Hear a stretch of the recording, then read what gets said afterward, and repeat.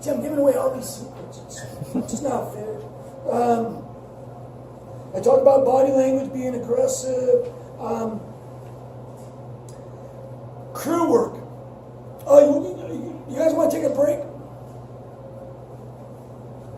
All right, we're going to keep going. You had your chance. So I want to talk about crew work. And I might talk about, I think I will, right now. So the reason that the guy who's the J24 multi-national champion in J24 from New York. Can't read. Huh? Can't read. No, it's another guy. But anyhow, he was asking, well, what kind of day is it going to be? And it turns out that in light air, boat speed is everything. You want pressure. Angle means nothing because 10 minutes later you're going to get headed or lifted, so it really doesn't matter. You want to go for the pressure on a light air day, and it's all about the boat speed. You're going to probably want, because there's a boat speed and because the Hobies don't have a lot of boat speed in tacking, you're probably going to want to play the corners a lot more in light air. But you might tack on headers and stuff like that too. Typically you only tack 2 or 3 times on an upwind. I've been known in light air to tack 5, 6 times if the conditions allow it. In medium air, you're gonna want to pay particular attention to angle. Not really crew work, but is you're going to want to look at those puffs and maybe the shifts and look at it. This medium air is where you're up to boat speed. I mean, you're going as fast as the boat's going to go under those conditions. You're under control, and you really don't need any more pressure. The boat's already up to boat speed, so you're not really looking for boat pressure. But so now you're looking for maybe some headers or current relief, or particularly maybe a geographical lift or a header that you can play. Skamakwa is famous for this. It's a left ship because we want to get out of the current, we want to get into flat water. Even if it's positive current, we still want the flat water. That's how important the flat water is usually, although sometimes right goes to it.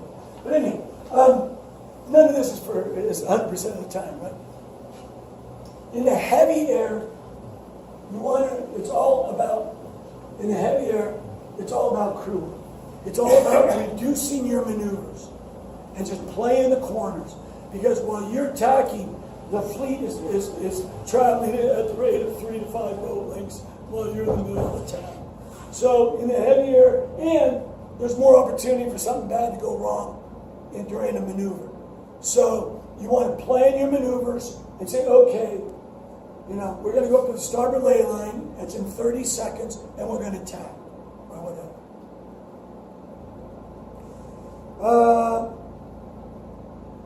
I already talked about this, upwind, hiking. We're constantly adjusting position in medium breeze. We're constantly doing, we're ooching in, one's coming in off the wire. It's a very active and dynamic activity. I talked about quite a bit of this stuff, so that's good. I have something that happens to me, and I don't know if you have this. It happened on the 5th day of the Alameda North Americans. After 17 races, I finally got this feeling. We were traveling upwind, and I had a feeling like my boat was actually crabby to weather. It was just a feeling. This is one of those things I can't put a feel on it, but it was awesome. I had Adam Borchini right behind me, and by the time we got to the weather mark, I was 3 boat lengths ahead of Adam, and I hadn't done anything except feel the boat. And it was actually crabby to weather, and I don't know how I did it. But I felt that again and again, not all the time, but that is a difference. It's sailing intuitively where you can get a feel, and that comes from just time on the water. Have you ever felt that? You know, is it a personal thing or? Yeah, I was just trying to think of what did you do that made it do that? What were you doing? It was the driving, and the boat was really flat in the water. The wave, there was only maybe waves, maybe 1 to 2 feet. It wasn't very big waves. There was waves, salt water. It was in the Alameda estuary, but 1 to 2 feet. It wasn't anything big. And we were really flat, really flat. We did not have a hole in the water, I don't think. Or if it was just barely in. And then from that point on, it was just this feeling and this drive. And we just kept going to weather. It was just an amazing feeling. And so maybe it's the flatness. Maybe it's the hole. I think it's that if you can keep that weather hole out of the water just right, and the crew position's just right, you don't move, and the boat's just surfing upwind. I think, yeah. Then you get that feeling that you're going upwind instead of just forward. And y'all know, that's what you want, the weather hole just slapping the wave tops instead. And that takes time on driving this. It really does. That just doesn't happen. No, especially in puffy wind. Yeah. Just to let you know, we ran out of battery. You have any more battery? Right now. Grant, you have a light on. Does it go off? Like the flashlight on the phone? It is. That's going to burn your battery down. Yeah, mine's like a 30%. So let's see. I'm not sure. If you can get this last part, Grant, then maybe we can stitch them together. Okay. I haven't used my phone yet. My camera records in 20-minute seconds anyway, so We got 3 phones, maybe we can knock it out. it's going to be broken up. Yeah. Well, we'll just have to stitch it. That's good. I'm Thanks, not sure Bill. why my light's on. In terms of so upwind, the crew and the skipper are working together. They're always together. They're trapping in and out. On our boat, after the years that we've sailed together, we really don't talk about it that much. Now it's more just kind of second nature. Downwind, there's got to be a discussion going on downwind. If the crew feels pressure, he or she will tell me, I'm feeling pressure. Well, that's good. Maybe I didn't feel that pressure. Usually, though I have, by the time she's got it. Pressure on what? On the sails. She might be feeling something there. Hey, I'm feeling some pressure. Any kind of feedback is always a help.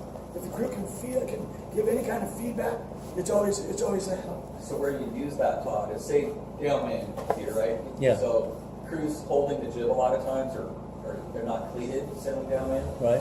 And when they feel a puff, like you were just saying, they might say, pressure, puff on, something. And you'll instinctively, as a driver, say, well, let's take that deeper, right? The whole key to going downwind is lower than your competitor. Lower at same speed or lower and faster. So if your crew says, I've got good pressure in the jib, like we talked about, let the main out a little bit, let the boat go down, and that little bit of pressure. That's going to be gain forward for you. Instead of just sailing straight. That's the kind of feedback you need. Yeah. Because you're not looking at something on the beach, or even the mark. You might want to steer below the mark, right, in a puff. Because you know that puff's going to go away. And then you're going to have to turn the boat back upwind a little bit to get a little more speed again. Now you're above the lake line, and then you're below the lake line. You're never just steering straight at that without speed. And that's so important. Yeah, you know, if you're sailing to the leeward mark down here and you're over here, you don't want to just be steering like that. The sailing is sailing like a drunken sailor, and that's because you're doing one of these. Because you're coming up in the lulls and down in the puffs, up in the lulls, down in the puffs, and it all works out neatly.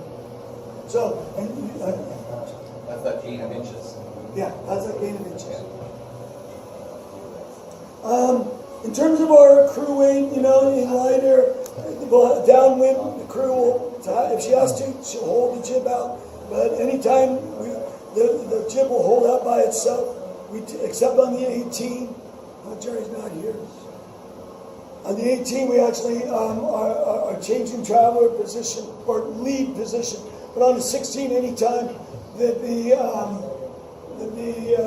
wind will hold the sail out, you let that happen. In median there, we're in the middle of the boat. So here's shrouds. And Jerry, you were going when I said in light air, sailing downwind, the crew work. Lloyd is actually changing the lead position on the jib sheet in lighter air and pulling the sheet forward a little bit to pull that leech down and lock that leech in a little bit.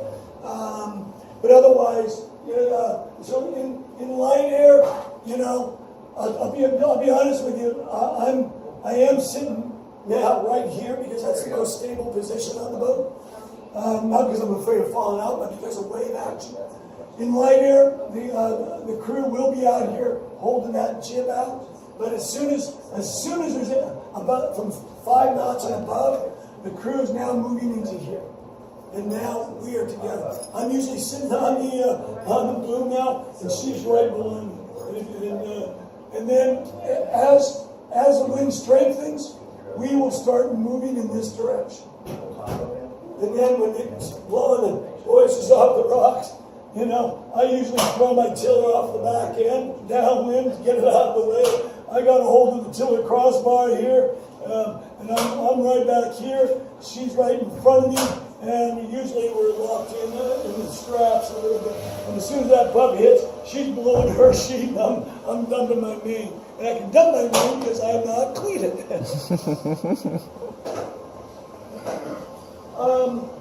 I am sitting here now. It's very inconvenient. It's actually a little tiring too to be sitting on a boom right here. This is the mast. I'm sitting right here.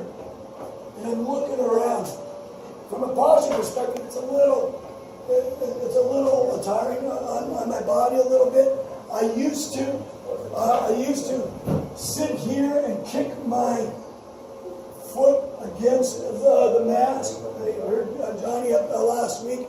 He used the downhaul, just get a toe in that downhaul. What is totally undervalued is the lift that is gained off a Hobie mast. Hobie makes their mast like that, and there's a reason. And if you ever have correlated that to how it might look against, say, maybe an airplane wing, there's a lot of lift that comes off of that. In addition to that, though, if you don't rotate it enough. So, let me see if I can do this. And if I don't know, I'm going to make an example.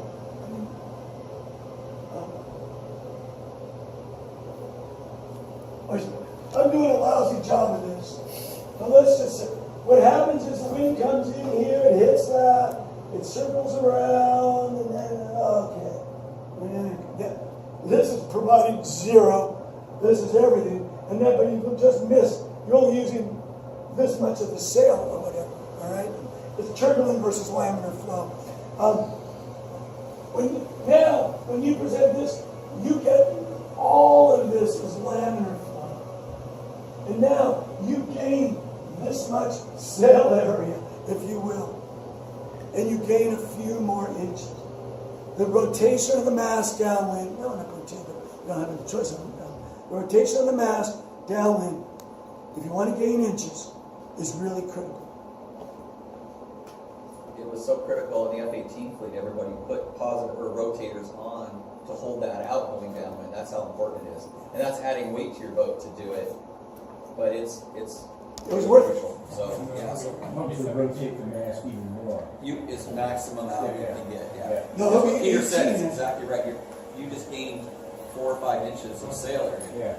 Well, it's all about keeping the Hobies with rotation bars, put positive rotators. When you're going downwind, you force that mass out. And on the Hobie 18, it's class legal to install positive mast rotation, and I have. And for the obvious reason. Oh, yeah, I would do it. Yeah. I believe too that it does something to the main sail shape. It Yes. powers it up. Yes. Because when that boom is just coming straight back, the main on 16 has to bend around, and like Peter was drawing. Where if that mast is rotated with the sail, I think that powers that sail up. It makes It really it does. deeper. Just a little bit. It's not a lot, but it makes a big difference. And on an 18, it's just a little bit of bungee and a block. Just, Definitely if you have an If 18. you think about taller masts, So, we talked about crew work, we talked about boat rigging, we talked about crew work. And the last little bit I want to talk about are tactics and strategy. We may go out to the boat and take a look at a 16, and we'll just see where we are with that. How am I doing on time? Yeah, we're doing great on time. Boy, cool. All right. Tactics and strategy. What's the difference? I'm not sure I have this right, so correct me if I'm wrong. I'm going to call you guys the peanut gallery.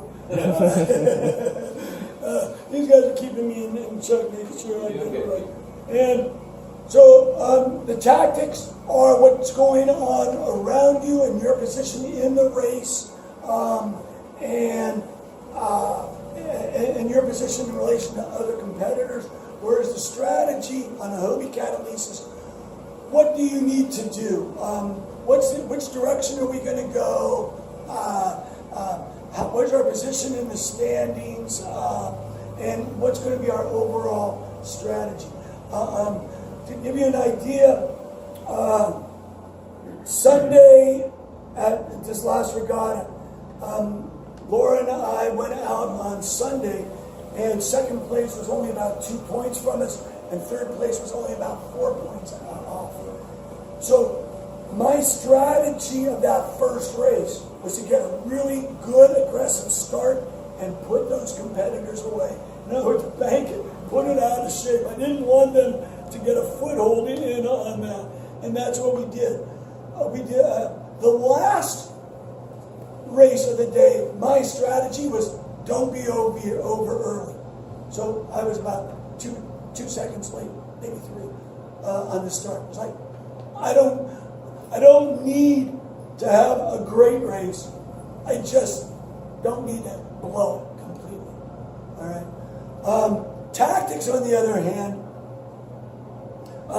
might be, well, I did have tactics where I was going to drive the second place boat deep into the fleet.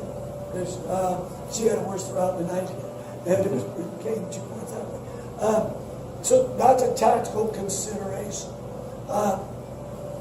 And so you want to look at your position in the regatta and also your position in the race as well, and your competitors. You also want to evaluate if it's early or late in the regatta or the race. You can't win. It's commonly said you can't win a regatta on the first race, but you can sure lose one. You know, you want to put your port tack, and all right, I'm going to go for it. And now all of a sudden, you know, you got a DSQ, and it's the first race of the friggin' regatta. You know, so you got to evaluate where you are in the regatta and in the race too. If it's early in the regatta and you're going, let's just for this purpose of this, it's a port starboard. If it's early in the regatta, and boy, you can just barely get across that guy, but it's going to be close. It might just be worth making a 2-boat duck if it's early in the regatta. If it's that close where you're, duck. If it's the last or second to last race, and you need to beat that guy, or you need that point, you might be willing to take that risk. It's risk reward. You got to. Hobie cat sail real fast. They require quick decisions, and you need to be able to evaluate real quick your risk and reward ratio. And that means totaling points and having a constant awareness of where you are in that regatta and where your competitors are, and maybe not all of them, but some of the close ones, and what you need to do and stuff like that. And now, and that will change the whole thing. But early in the regatta, you want to sail very conservatively, and all you want to do on Saturday is just be in the top 3 or 4, if in a big fleet, the top 5 or 10. That's all you want to do, that first. Then on Sunday, now you can pick off who the people are. Now it's boat for boat race. And this is all Stuart Walker stuff. And so, so on Sunday, I knew who my competitors were. They were 2 off and they were 4 off. I knew who I had to look after, and I kept a close eye on them. And I stayed in their water. Whichever way they went, I remember my crew one time said, well, that's looking pretty good. I go, well, it might be looking pretty good, but these guys are going this way, so I'm going this way. And it also talks about, I talked about this a little bit, about being aggressive at the start. You always want to be aggressive at the start, but sometimes more so than others, just depending on who you're around and stuff like that. On the starts, one strategy is to find somebody that you're faster than and line up with them to lure you. And that way, maybe you can drive over them and create that hole to lure. But something you have to be careful of, another strategy, is you have to be careful of what, Jason, who's the guy, who's the world champion in the Hobie 16 right now from Australia? I'm sorry.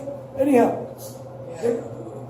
there's cowboys and tourists on the starting line. The cowboys are the guys that they don't care about winning the start just as long as they beat you.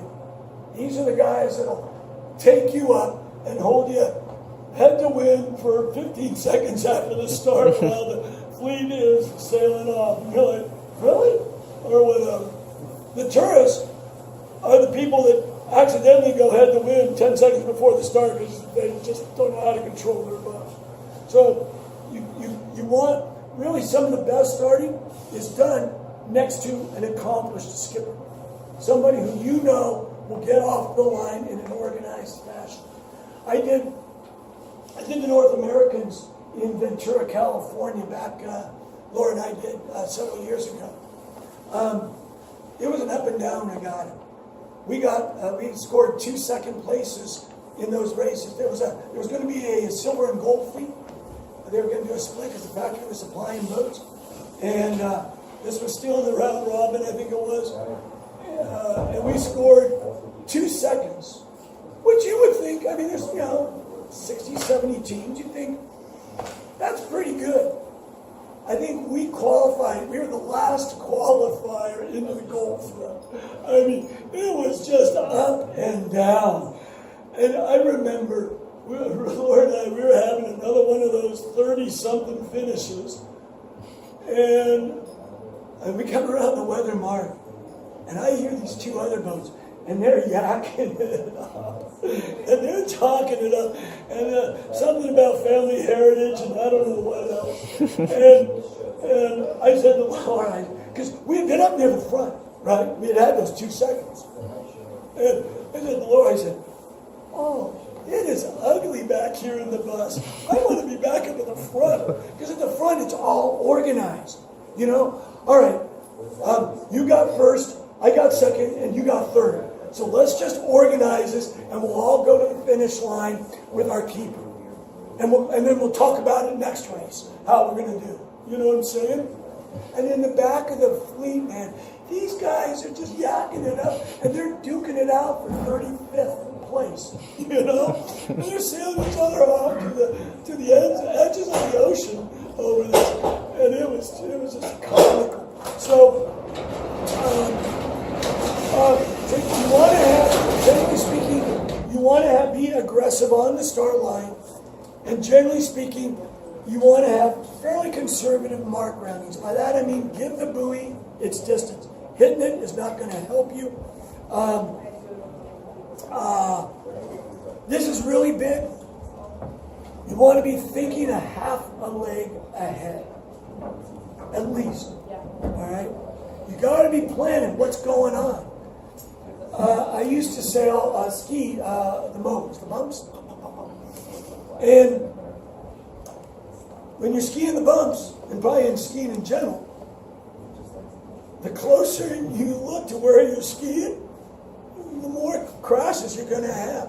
The key to successful skiing, I keep looking over these guys because these guys love to ski, is how much further down the hill you can look. And in the bumps, I found that if I could look 3 or 4 bumps ahead, that I could ski a lot better than if I was just looking at what was coming up right in front of me. Well, the same is true in sailing. You want to be looking a half a leg ahead of you and planning what's going on. And I will do this. I do tactics on large boats, and I will tell the skipper, all right, we're going to round behind 918 and in front of 432. And I immediately set that up. Doesn't mean it's going to happen, but it gets him thinking about what's going to happen. All right? And the same is true. I will do the same with my Hobie crew. I say, we will round behind Johnny and in front of Paul. Over. All right? And so, or no, excuse me, in front of Paul. That was great. In front of Paul or behind Paul, I mean. And so what happens is Paul gets this huge puff and launches in front of Johnny and I. Things change, but at least we're set up on what's going to happen, how it's going to go down. It's a lot better than going in silent with a big, we're going to make this a big secret. All right. And the other thing that you can do is when you go into a gate or whatever, you can say, Grant, are you going right or left? Now, this is especially true if you're at the top of the fleet, because everyone's organized and wants to cooperate and work. If you're at the back of the fleet, the guy's just going to give you the stink eye, and say, well, I'm going to beat your ass. But you start saying, which way are you going? And John is really good at this, and I'm trying to learn from him on this, is it's not a big secret. Shh, we're going to fake this guy out. All right? You're thinking a half a boat length ahead. Make the better rounding. Get up on his weather hip, and see if you can work out on him, and maybe halfway or 3/4 up that weather leg, you'll be able to beat him. All right? So it's not about, I spy kind of stuff. And if you can be more organized in that regard, you're going to have fewer issues around it.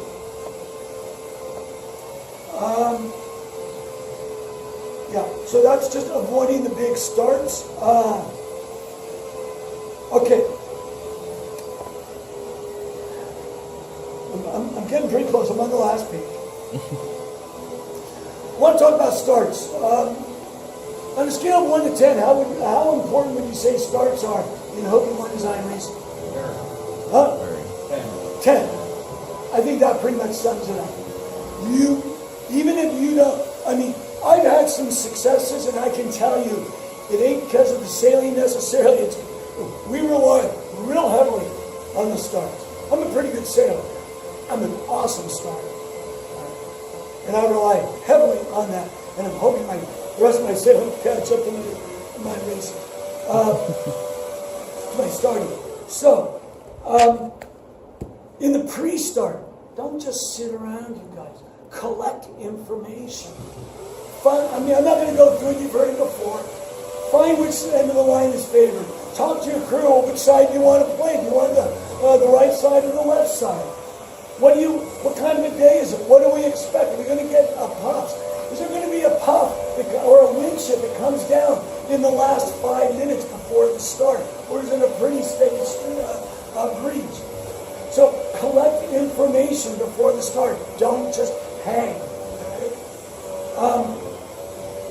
Get in the starting area and and go through a routine until you get good. I don't do the routines quite so much anymore. But for 3 years, I still do it when I'm not feeling confident. For 3 years, I would sail. The 17s would start in front of us, rolling starts. I would follow the 17s, so I wouldn't mess our start out on starboard tack. I would go out for 1 minute until I heard the 4-minute gun go off. I'd check it. I would tack.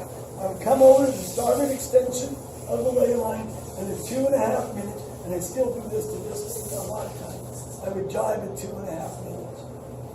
And what I found was I found was I got really good at starting, is what I found. Because I kept doing the same thing. And pretty soon I found out, oh, I'm late, and I could speed it up. Or, oh, I'm early, I better slow it down. By doing the same thing in light air, medium air, and heavy air, I learned and I was able to adapt. And it got to be what I think is a pretty good start. Plan your start and your first leg before the start, and commit to it 2 minutes before the start. A wind shift could hit within 2 minutes. You got to be on the line, or should be close to it, and you should have already decided you have to be down at the pin, you have to be up in the committee, or whatever. All right, so I think we're going to go out. Not right yet, but we're going to go out there. I can't remember. I think it was Jason. No, it was Robbie Daniel, and Robbie taught me how to start. That is so slick and it is so easy.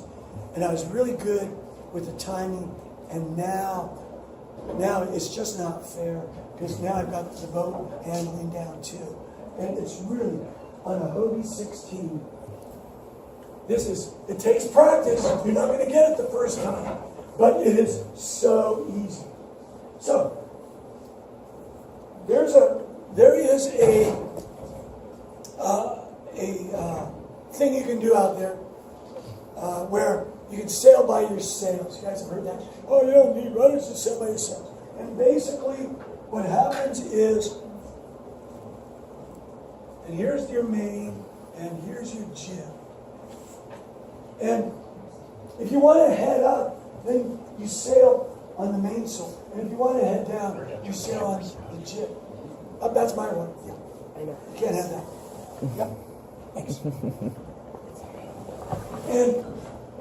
And so, you'll understand that, okay? If you don't understand that, just nod your head anyhow.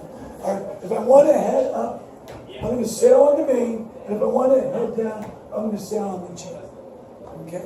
It's pretty easy on the jib. This is on the start line. You're close haul, so the jib, the boat's stalled right now, right? That's what you're talking about. So, just on a general level, that's what I'm talking about. So now we're on the start line. Let's fast forward, and here's the start line. And here's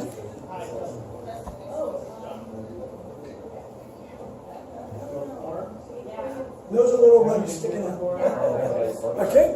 Wind's coming down this way, as it always does. So it's coming down from the sky. What you do is you set your sails up for the downwind setting. The main is out this much. And I say that I never clean my main. I do before the start. We should check. What's happening is I don't think everybody else is. They're uncleaning their main before the start, and then they're cleaning it the rest of the race. I'm doing the exact opposite. You have it in the downwind setting, and the main blocks are about that far down. Okay? And I just clean them. And the reason is because and I'm playing my travel. That's all I'm playing. The traveler is 2-to-1. The main blocks are 6-to-1. I can react way faster than anybody else out there because of this. Because I'm on 2-to-1 and not 6-to-1. All right? And so what happens is, well, I put this too close to the line. Let's say this is the line. So in any case, my crew, I don't know about your crew, my crew gives me time. How many people have their crew keep time? How many people have their crew giving them distance? Yeah. Oh, look at those guys. They get good starts. All right. It's time and distance, right? It's time and distance. Now, okay, well, is it this distance or is it this distance? Honestly, I can't really remember. I'm pretty sure it's that distance. And so it's how many boat lengths. So Laura will say 12 seconds, boat length and a half. Something like that. So time and distance. Big key if you want to be a good start. Because you got to know. And then you just build up a database. Well, I was too early on that one, and I was too late on that one. And so I've got in my head, in a medium breeze, so 8 to 10 knots. It takes me about 8 seconds to power up and go a boat length. but usually in a medium breeze, I'm shooting on at about 8 seconds. That's from being out in Puget Sound. And Lord and I, we used to train, and every time we trained, every training session at the end, we spend probably about 15, 20 minutes in 1 or 2 minute increments doing stunts. So we're back to this now. We're downwind, you clean the main off, and you just leave it. And you grab hold of the main travel. Now, if I want to, so if I'm early, I usually will want to come up to slow the boat down. What am I going to do? You guys aren't allowed to say. What am I going to do? Huh? Pull the main. Pull the main. Travel that main up. And the boat will just rotate right up. Okay. Well, yeah, but what if it goes head to wind? It might early on until you figure it out, but it probably won't. Because remember, you're not seated on. You're off. I mean, I guess you could try to get it. And you might try to see if you can, what it takes to get it to go over. It never goes over for me. But you're off the breeze. Your boom. So if this is the main point of it, your boom never gets any closer than that point. So the closest you're going to get, probably, if that's the wind, is maybe right about there. You just can't get up there because the main isn't up that close. Does that make sense? What's the crew doing with the jib So at that point? we don't want to. So they're jib off. On my boat, everybody has their own vernacular. On my boat, I only have 3 settings on the jib before the start: on, off, and soft set. And on means I want trim for speed. Just trim for speed, whatever it is. Off, let that sucker out, and I don't want any speed. A soft set means I need to just blow my bow down, but I really don't want to go forward. So I just want to just kind of get some wind against it. On an 18, would you be furled at that point? No, Ken, no, we're out. On an 18, with the daggers, I was doing this, I'll do that this weekend.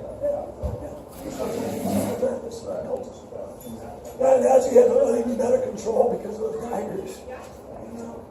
But, so then, and now I start to see these guys and they're creeping up. So, I just want to be kind of bow out or right up with them. So now so I either want to speed up, slow down, head up, or head down, right?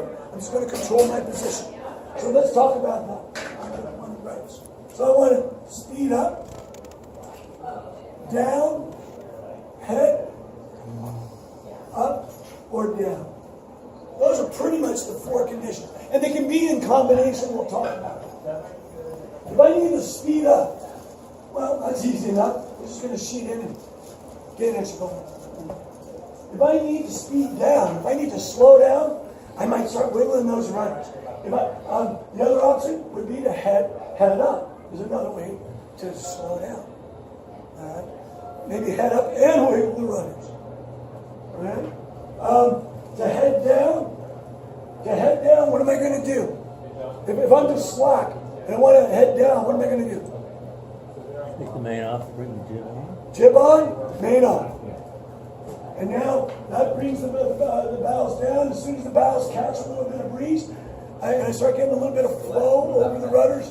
I might bring the main on, depending on how much of a hurry I'm in, and I come down because we're scalloping, right? We're doing that sometimes too to protect our position. But realistically, at the North Americans, you want to be on the line with probably about 1.5 minutes.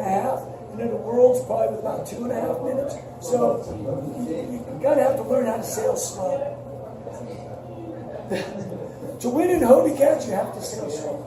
You have to be really good at sailing slow. It sounds weird. So then if I want to and so then what I do is I just have my crew. I say, if I want to head up, I'll just bring the traveler up. If I want to head up and I want to get a little closer to, maybe I want to gain a little gauge because I got a boat right down here, then I got another boat right here, and maybe I want to get a little gap off, then maybe I'll sheet that main on and maybe have the jib come on a little bit.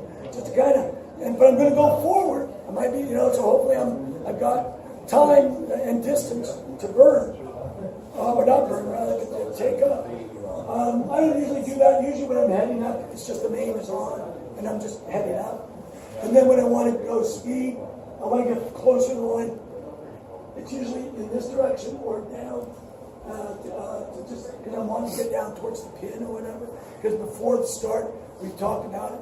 I'll tell my crew, all right, I want the pin start. I want a committee boat. I want to be 1/3 up from the line. I want to be 1/3 down from the line. It doesn't really matter. I just need a clear start, maybe probably in the middle of the line. And these are all discussions and things that I do in the pre-start and determining what's going on. I had a situation last weekend where I was the only boat. I'm the only one who wanted to be where I wanted to be. Of course, there was a lot of that. There's a lot of boats in the 18th fleet that just weren't on the line either. Oh, I remember. It was Saturday. And I said, I want the pin. I told Laura, I want the pin. I'm going to lead them out to the left side. And I thought the left side was fatal. No, there was nobody on the line. Change of plans. We're starting the committee boat. And we're going to let 1 or 2 boats go below us. But other than that, I'm going to start here. And nobody challenged us. But had they, if this was the committee boat, and I was up here earlier, these guys were all back here, they never got to the line. Actually, they were up, up in here. And had they been challenging me like what happens in the 16th fleet more often, then you would have seen me bleed it on down the line. All right, I would have led them down and protect that situation. And so now I'm stalled out. I go jib on. The jib comes on. The bows go down just a little bit. My rudders are straight. I don't have my rudders doing this. They're straight. And now the jib on. And I see the jib. I see the bows. I'm watching the bows. They take down just a little bit. Now I can pull on the rudders a little bit. And maybe I sheet on my main a little bit. Travel my main up. Sheet down. I travel my main up. Get a little more speed. And then travel the main back down as I carve it back down. And get away from that line. Get away from that line so I had some more distance that I can work with. And so I keep protecting that situation. And if I'm early on the line, I look behind. Protect that position. And ideally, what you're looking for, hopefully you guys know this, but maybe not, so I'm going to cover it. Yeah. There's only going to be, this is committee. You've got a 6-boat start. And it's A, B, C, D, E, and F. Let's evaluate this start on a scale of 1 to 10. And we don't know which side's favor, we don't know any of that crap, okay? What would you say? How do you think A's doing on that start? 1 to 10. Huh? That's a high-risk position, especially in a big fleet, because there's only one guy who's going to come out of that slide. How about B? How's B looking? Not so good. So I'm going to get A to 10. I'm going to get B probably a 4, maybe. He's got boats on both sides of him. The big sandwich is starting to happen. He's up on the line. Well, mostly because it's a big fence. He's down here, and so the wind will come down and lift up and over all those sails. So mostly it's that kind of an effect. He might, depending on how the line is set, he might be getting some gas from A. He's not getting any gas from C yet because he's kind of bowed forward on that. Depending on how the line is set, he might be getting more on A. But he's in the middle of a picket fence. All of them are, but he's a specialist. And this has been pronounced the bigger the fleet is. You won't know about it. Yeah, I know it's much bigger. I got 60 boats. Yeah. I know because it's not pretty. It takes about, I timed it, I think it's about 1.5 minutes for the air to reattach. So you're just sitting there. You guys look bigger at 3:30 or? Yeah, I have fun feeling. And you go. C. How's C doing? Huh? Yeah, but he doesn't really have anywhere to go. He can't drive off. Again, I would like to give another, maybe a little better, maybe not 4 or 5. He's good. They're up on the line. All these guys are up on the line. So that's a good start. This is a 1 right there.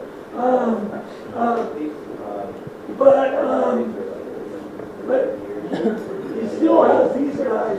But if he can work his way up, you know, his strategy off of that start is to maybe build a little distance off of this, get a little bit of distance, and then drive off.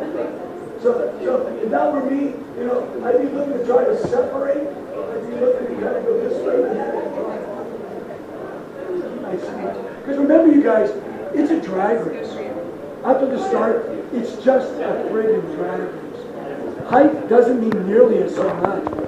You just want to be one of those 5 boats that's out there, or 10 boats, that's out there. How about D? How's D doing? Good. He can drive. Yeah, nice lured thing, and depending on which way the thing is going. So we'll give him a 9 or a 10 in there, I think. He's right out the same. I like where he's at. He's got something in the maybe 9 or a 10. But yeah, he's got feet in the tag. Right? He'll often go right. So, you know, these are the positions. And so, what I want to point out is you want a clear lane back. You want to be able to drive off, get speed. Height does not mean too much. If you have to hold your lane, in other words, if C doesn't hold his lane, he's going to drop into B's gas, and he's going to get flushed out. So yeah, you do have to hold your lane, but it's all about those.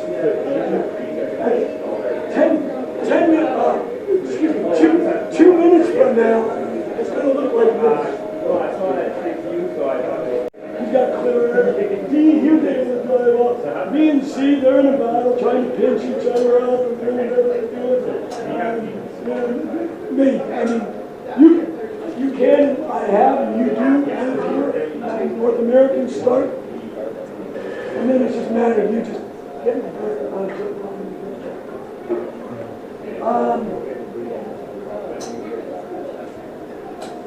last little bits here.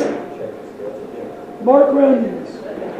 Plan your exit out of the gate, weather and lure. If you are coming into the weather mark, there's your weather mark up there, and everyone's coming around. If you've got boats close, and this is you got a bunch of boats right behind you, you better figure you're going to have to protect your air, and you're probably looking at coming in. The mantra is enter wide, exit close. But this is an example where that doesn't work. This happens especially. Enter wide and exit close, I use all the time at the leeward mark. And that is, you don't come in like this. All right? You come in like this.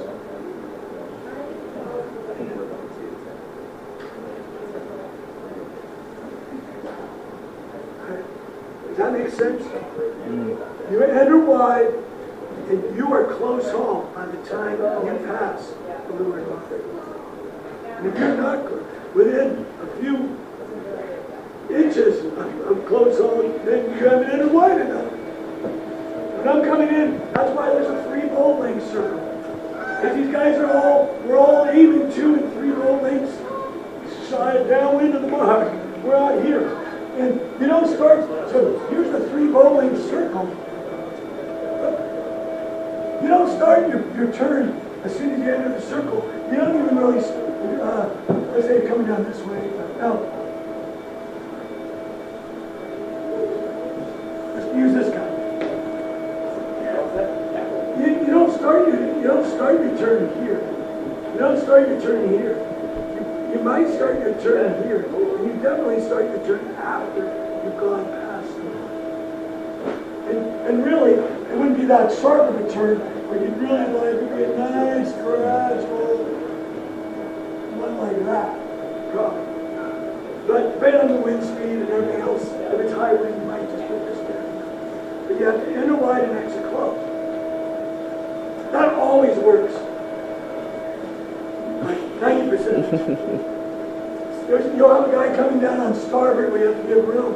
And then what you do is you enter wide and you exit wide because you have to give him room. But then you have to be really, really careful.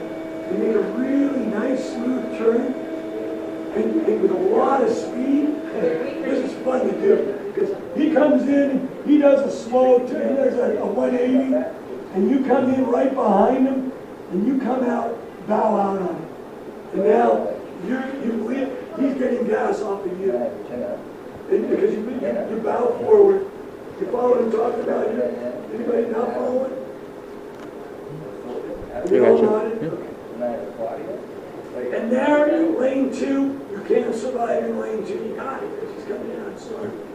But usually you're better off slowing down and taking lane 1. It doesn't make sense, but it's so geared. You're going fast. No, man, just slow down. Go behind. Wait. And then get lane 1.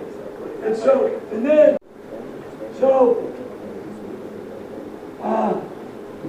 this guy's coming in, and he's ahead of you.